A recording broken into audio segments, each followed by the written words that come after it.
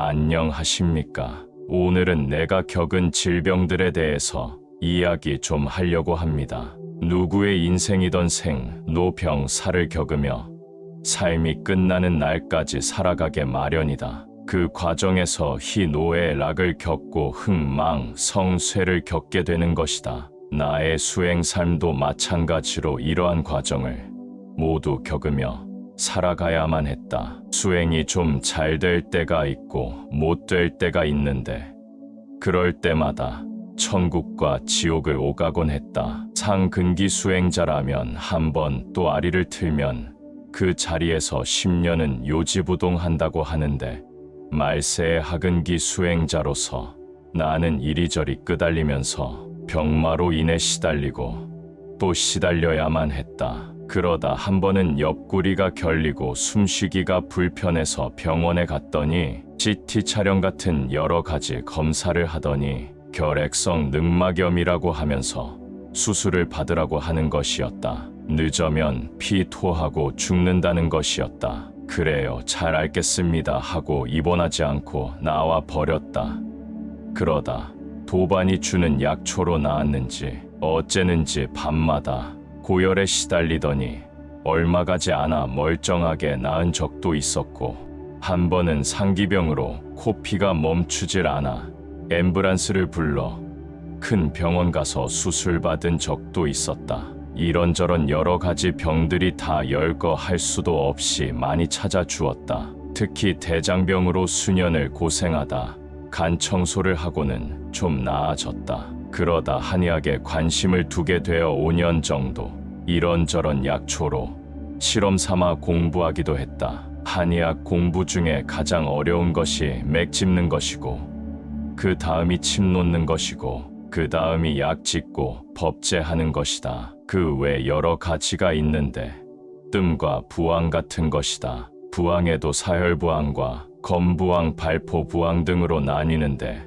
하도 몸이 여기저기 안 좋아서 발포부항을 1년 정도 했는데 여러 군데 혈자리에 부항기만 됐다 하면 어혈이 솟아져 나왔다. 그러자 억울해 기가 사라지면서 환골탈퇴 일보 직전이었다. 너무 많은 혈자리에다가 오랫동안 피를 뽑으니 몸이 가벼워져서 좋기는 한데 어혈도 피인지라 진액 부족으로 먼저 죽게 생겨서야 그만두게 되었다. 그런데 발포부항할 때의 극심한 고통보다 그만두면서 생기는 이상현상이 더 견디기 힘들었다. 미칠 것은 같은 가려움으로 한동안 고생한 기억이 난다. 마치 어릴 때 다쳐 상처난 부위에 딱지가 아물어 갈 때 간지러운 것처럼 그 간지러움의 100배는 되었던 것 같다. 나는 어릴 때 노는 것이 너무 좋아서나 유난히도 다치고 병약하여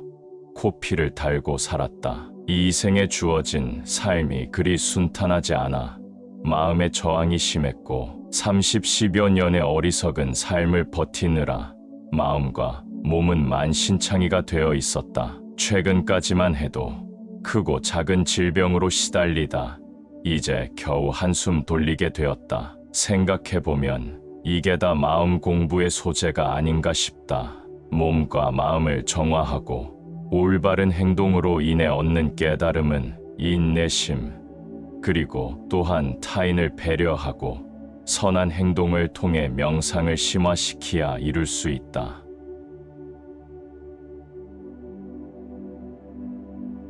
그럼 오늘의 메인 이야기 한 편 시청하시겠습니다. 동의보감의 저자 허준에 관한 이야기인데요. 허준이 막 한약 공부를 시작했을 때의 일입니다. 가장 기초적인 약초 공부를 할 때 허준은 약초를 캐기 위해 깊은 산으로 들어가고는 했습니다. 한 번은 좋은 꿈을 꾸고 산으로 들어갔는데 좋은 약초도 많이 캐고 해서 허준은 기분이 매우 좋았습니다. 약초꾼으로 일한 지 얼마 되지 않아 마음이 많이 들떴죠. 그런데 저 앞에 뭔가 있었습니다. 매우 상서로운 기운을 발하는 신비한 물체가 보였습니다. 이상하게 생각되어 가까이 다가가 보았는데 다가가면 저 멀리 가 있고 더 다가가면 또 저 멀리에 가 있고 하는 것이었습니다. 허준은 약이 바짝 올라 계속 쫓아가기를 반복하다가 깊은 산 속에서 날이 저무는 것도 몰랐습니다. 그러다 마침내 그 물체에 가까이 다가갈 수 있었는데 그것은 다름 아닌 봉황이었습니다. 버드득하고 하늘을 나는 것이 마치 선녀가 나는 듯 했습니다. 황홀경에서 빠져나와 겨우 정신을 차린 허준은 아차 싶었습니다. 여기가 말로만 듣던 그런 곳인가? 약초꾼들 사이에서 소문으로만 전해져 오던 선계가 아닌가 싶었던 것이었습니다. 그러고 보니 봉황이 날아올랐던 자리가 온통 산삼밭이었습니다. 산삼을 보자 그동안 타지에서 살기 위해 온갖 고초를 겪으며 살아야만 했던 허준은 울컥했습니다. 겨우 마음을 진정시킨 그는 생각했죠. 이 산삼이면 그동안 서러움을 만회할 수 있겠다. 그는 지금껏 딴 약초들을 다 쏟아버리고 주머니가 터질 듯이 산삼을 주워 담았습니다. 그러나 문제가 있었습니다. 이 선계를 어떻게 빠져나가느냐 하는 것이었습니다. 봉황에 홀려 선계에 들어오기는 했지만 나가는 길을 모르니 보통 큰 일이 아니었습니다. 게다가 지금쯤 달이 뜨고도 남았을 시간인데 해가 아직도 넘어가지 않았으니 참으로 기이한 일이었습니다. 허준은 일단 산을 내려가 보자는 심정으로 하산하기 시작했습니다. 그러다 들판에 초가집이 한 채 있어 마르는 목도 축일 겸 해서 그곳에 들렀습니다. 마침 어린아이가 집 마당에서 놀고 있었습니다. 지나가는 나그네인데 물 좀 얻어 마실 수 있을까요? 하고 아이에게 말을 걸었습니다. 그러자 아이는 그럼요 하고는 부엌에 들어가 물을 떠왔죠. 그리고는 이 물을 마시면 세상 사람들의 병을 다 고칠 수 있는 능력을 얻게 될 거예요. 라고 말했습니다. 물을 마시다. 그 말에 깜짝 놀란 허준이 아이를 다시 쳐다보니 아이는 어느새 선인으로 변해 있었고 모습은 선풍도골 그 자체였습니다. 허준은 얼른 예를 갖추어 인사를 올리고는 선인에게 좀 전에 하신 말씀이 무슨 뜻인지 물었습니다. 그러자 선인은 세상 병자들을 도우라고 하시며 장차 어이가 될 것이라고 했습니다. 허준이 돌아가는 길을 묻자 선인은 지금 세상에 나가봤자 한밤중이니 차나 한잔하고 가시게라며 허준을 방으로 안내했습니다. 조그만 초가집 문을 열고 안으로 들어가자 방 안에는 이미 차상이 차려져 있었습니다.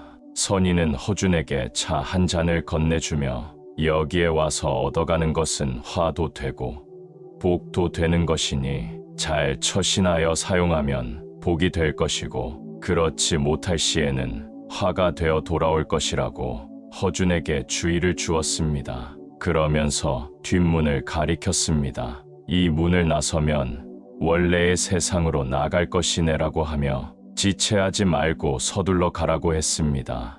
허준은 왜 그런 말씀을 하시는가 의아했지만 말씀을 따라 서둘러 문을 나서보니 그때는 이미 허준이 산을 올라간 지 며칠이 지난 후였습니다. 산을 내려온 허준의 눈에 한 마을이 보였습니다. 다가가 보니 그는 잘 모르는 마을이었습니다.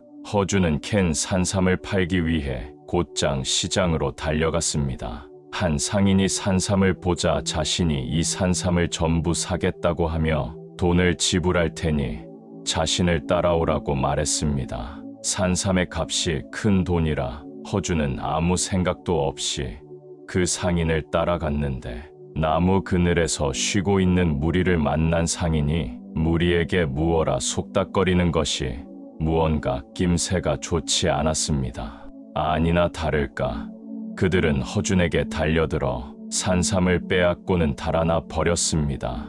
억울하고 분하고 원통에서 끝까지 저항하다 허준은 온몸이 만신창이가 되었습니다.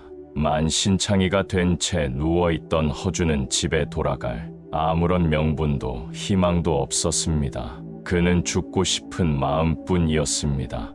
너무나도 어이가 없어 그렇게 한동안 누워있다 갑자기 선인이 해준 말이 떠오른 허준은 그것을 곰곰이 생각해보고 또 생각해 보았습니다. 선계에서 얻어가는 것들은 복이 되기도 하고 화가 되기도 한다는 말이 바로 이것이었구나. 생각이 여기까지 미치자 가슴이 쿵쿵 뛰기 시작했습니다. 그렇다면 화는 지나갔고 이젠 복만 남았겠구나. 이렇게 생각하니 어디서 그런 힘이 났는지 그는 만신창이가 된 몸을 이끌고서는 집으로 돌아올 수 있었다고 합니다. 그렇습니다. 허준은 명의가 될 팔자인데 산삼을 팔아 대상이 되어 볼 생각을 가지고 있었던 것이죠. 그릇된 욕망이 화를 불러온 것입니다. 지금 자신이 처한 상황이 아무리 억울하고 분해도 지나고 보면 별것 아닌데도 다만 그때는 한치 앞도 보이지 않았기 때문에 너무 억울했던 것입니다. 이 세상을 잘 몰라도 삶에서 깨어난 이처럼 삶에 대한 집착만 조금 내려놓아도 삶의 여유가 생길 겁니다. 오늘은 여기까지 하겠습니다. 감사합니다. 잠깐만요. 허준이 아끼는 귀한 처방전이 하나 있는데요. 마음 공부에 관심이 많은 구독자님들께 도움이 되지 않을까 해서 가져왔습니다. 동의보감에는 놀라운 처방전이 많은데요. 시간이 되는 대로 알려드리도록 하겠습니다. 동의보감 비기편에 보면 중생들 중에는 탐진, 치라는 세 가지 독에 중독된 사람이 있는데 증상은 다음과 같다. 1. 탐독 증상. 욕심이 목구멍까지 차 남의 것을 갈취하고 입만 벌리면 거짓말을 밥 먹듯 하는 사람. 2. 진심독 증상. 무엇을 보거나 들으면 화가 치밀어 올라 계급품 물고 발작하는 사람. 3. 우매독 증상. 어리석어 그저 눈에 보이는 것만 믿고 그 외 아무것도 믿지도 않고 황소고집을 가진 사람. 대부분의 사람들은 마음에 탐진, 치가 조금씩은 있는데 그 정도가 지나치게 심한 사람에게 삼독 증상이 나타나니 이 처방전으로 탕제를 끓여 드시면 신효할 것입니다. 처방전, 주약제. 탐독에는 무욕 1돈이요, 진심독에는 인욕 2돈이요, 우매독에는 지혜 3돈이요. 각 증상에 따라 약제는 가감하면 됩니다. 탕기에 각 증상에 해당하는 약제를 넣고 심에 좋은 대추 5개, 몸을 해독하고 따뜻하게 하는 생강 3쪽과 함께 1시간 정도 푹 끓여 꼭 잠자기 전에 드셔야 합니다. 왜냐하면 원래 마음병은 마음이 쉴 때 고쳐야 낫기 때문에 그렇습니다. 그럼 삼독병이 없는 사람 증상은 어떠할까요? 1. 탐심이 작용하여 재물을 취하고 명예와 권력을 얻지만 자기 자신의 부귀영화가 아니라 이타적 마음의 작용으로 남을 위해 얻은 것을 사용하거나 내어놓는 사람들입니다. 이 진심이 작용하여 분노하고 화도 내지만 오직 자기 자신의 이기적인 잘못에 대해서 그럴 뿐이고 타인에 대해서는 오직 이해와 관용으로 일관합니다. 3. 우매함이 작용하여 곤란한 삶을 겪게 되지만 현자의 가르침을 접하고 지혜를 얻는 밑거름으로 활용합니다. 구독자님들 모두 이 처방전 하나면 삼독 환자들은 얼마든지 진단하고 치료하여 완치할 수 있을 것입니다. 옛날에는 현모양처의 가정마다 이 처방전이 있어 아이들 가정교육과 남편 내조도 잘했는데 그럼 다음 영상 때까지 환절기에 건강하시길